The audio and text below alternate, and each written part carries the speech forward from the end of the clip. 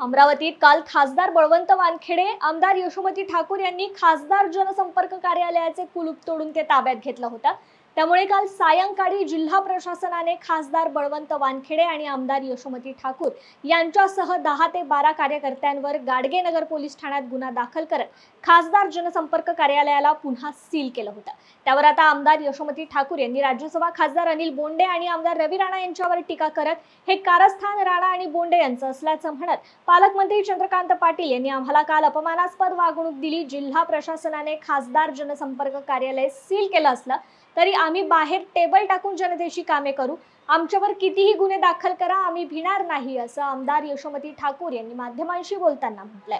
खासदार कार्यालयाचा ताबा घेतला होता, परंतु तुम्ही गेल्याच्या नंतर पोलिसांनी जिल्हाधिकारी कार्यालयाने तो परत सील केला, काय सांगाल आपण? असं आहे की देशामध्ये आदरणीय प्रधानमंत्री आणि अमित शहाजी यांचंच डुप्लिकेशन आपल्या इथे अमरावतीमध्ये आदरणीय खासदार बोंडे साहेब आणि माजी खासदार नवनीत राणा त्यांचे यजमान करत राहतात। काल 4 तारखेला निवडणूक झाली। आदरणीय खासदारांनी 5 तारखेला पत्र दिलेलं होतं आणि रोज दिरंगाई।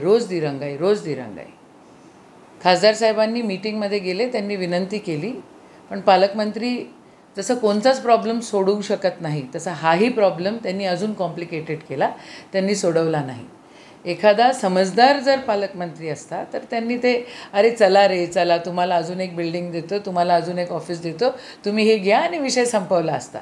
पण नाही, त्यांनी खालच्या दर्जाची वागणूक आम्हाला दिली। आमचा खासदार एक मागासवर्गीय समाजाचा आहे म्हणून मीटिंगमध्ये पण त्यांना 3ऱ्या ठिकाणी बसवतात, त्यांना उभं राहायला त्या ठिकाणी उभं राहावं लागतं, आल्याबरोबर खुर्च्या पण देत नाहीत आणि अतिशय घृणास्पद वागणूक या ठिकाणी आहे। ह्या सगळ्या प्लॅनिंगच्या मागे राणा आणि बोंडे आहेत।